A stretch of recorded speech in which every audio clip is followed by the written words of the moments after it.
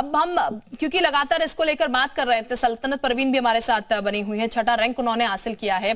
सल्तनत, चूंकि हम ये लगातार देखते हैं कि स्टडी हम करते हैं, लेकिन हम कितनी भी पढ़ाई कर लें, एक वो कॉन्शियस माइंड जो है वो हमेशा चलता रहता है कि क्या एग्जाम क्लियर हो पाएगा, कितना हम कर पाएंगे। एग्जाम जब सामने आता है तो फिर वो अक्सर दिक्कत होती है कि जो हमने पढ़ा रहता है वो एकदम ऐसा कुछ हो जाता है कि वो याद नहीं रह पाता है। इस सिचुएशन से क्या आपको जूझना पड़ा, या फिर सब कुछ ऑल सॉर्ट आउट था बिल्कुल कि आप एग्जाम में बैठे और जो आपने याद किया था, जो आपने पढ़ा था, लगभग वही? नहीं मैम, ऐसा तो किसी के साथ नहीं होता है। सबको इस सिचुएशन से गुजरना पड़ता है। आपको 100% कभी नहीं आता।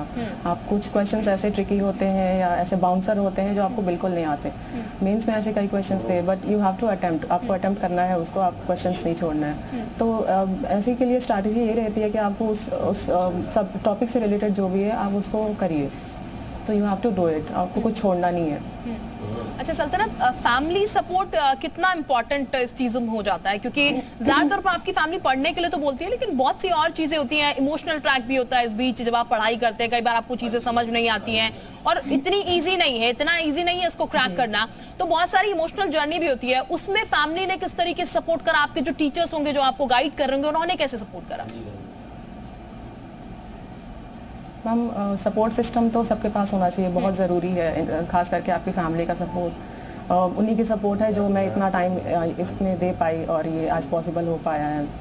उन्होंने मुझे हमेशा इंस्पायर किया, मोटिवेट किया, कभी बैक ऑफ करने नहीं दिया। तो ये मेरे ख्याल से हर एक इंसान के पास एक ऐसा सपोर्ट सिस्टम होना चाहिए जो हर वक्त आपको मोटिवेट करे और आपको पीछे नहीं हटने दे, आपको आगे बढ़ने के लिए हमेशा हौसला देता रहे।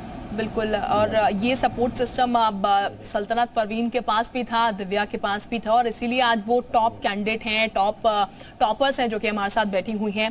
दिव्या, कभी ऐसा हुआ आपके साथ कि जब आप स्टडी कर रही हो, मन में ऐसा आया हो कि नहीं अब नहीं हो रहा है, अब नहीं पढ़ना है, मैं से नहीं हो पाएगा? क्योंकि ये सिचुएशन है जो कि अक्सर स्टूडेंट्स के सामने आती है, और जब आप ये एग्जाम क्लियर कर रहे हो यूपीपीसीएस का, तो उस वक्त तो बहुत सारी ऐसी चीजें होती हैं जो कि आपको परेशान करती हैं।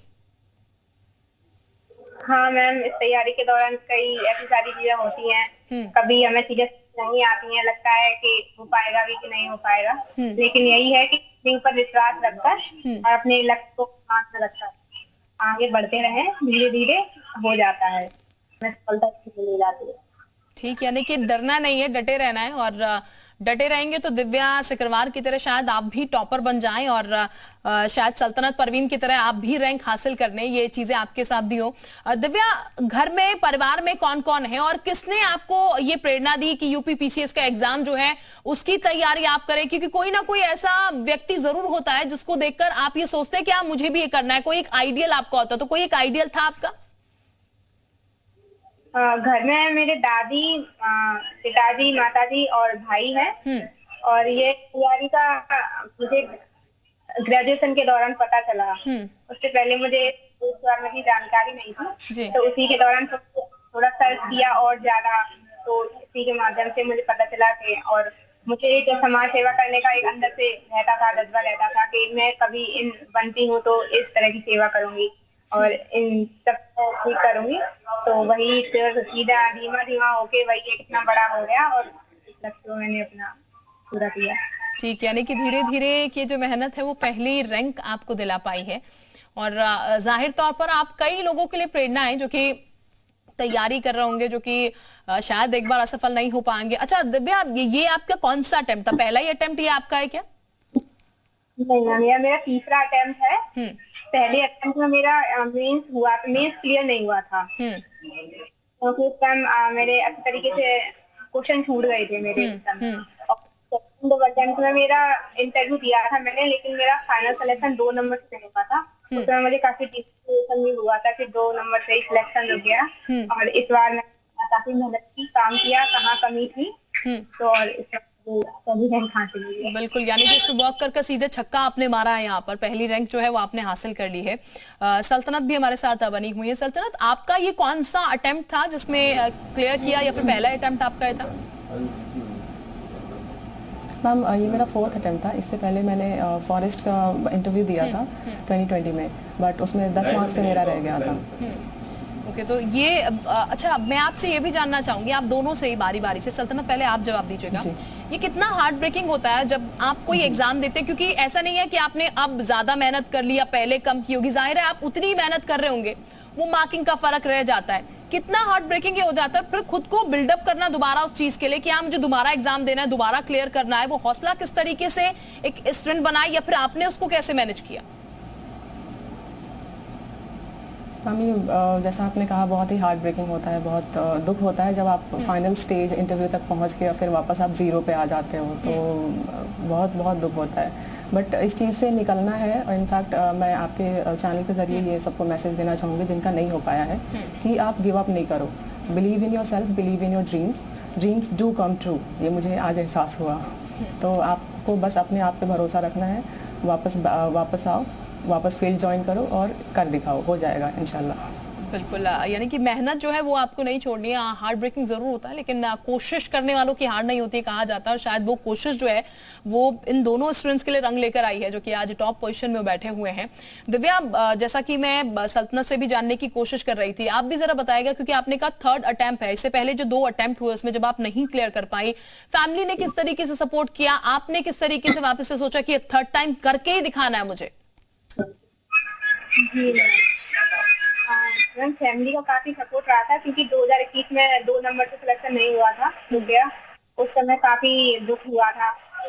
और तो ये है कि उन जगह जहाँ मुझे कमी लगी, मेरे इंटरव्यू में मुझे कमी लगी थी, क्योंकि इंटरव्यू में मुझे कम मार्क्स, मेरा उतना अच्छा नहीं हो पाया था, तो वहाँ पे मैंने वर्क किया और अपने नोट किया, और तो ये सब बच्चे ये रैंक हासिल हुई है। और फैमिली का सपोर्ट रहा। जब पिछले 2021 में सिलेक्शन नहीं हुआ था, तब भाई और मम्मी सब लोग कहते थे कि कोई बात नहीं बेटा, एक दिन तुम्हारा भी दिन आएगा और तुम एक दिन सफल जरूर होगी, लगी रहो और तुम पर अपना पूरा दो, पूरा अपना।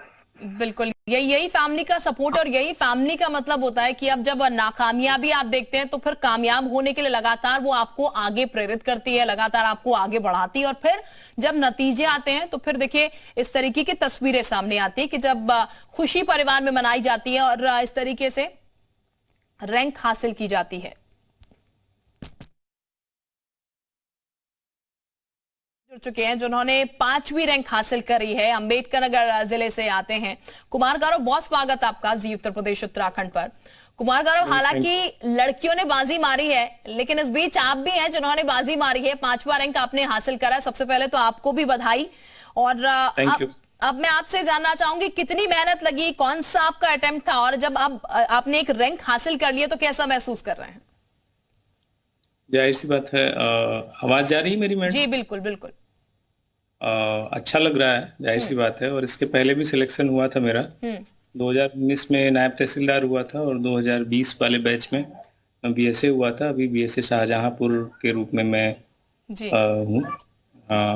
तो ये तीसरा सिलेक्शन है मेरा, और अटेम्प्ट तो मेरे 6ठा या 7वां अटेम्प्ट है मैडम, और 2015 से लगातार दे रहा हूँ।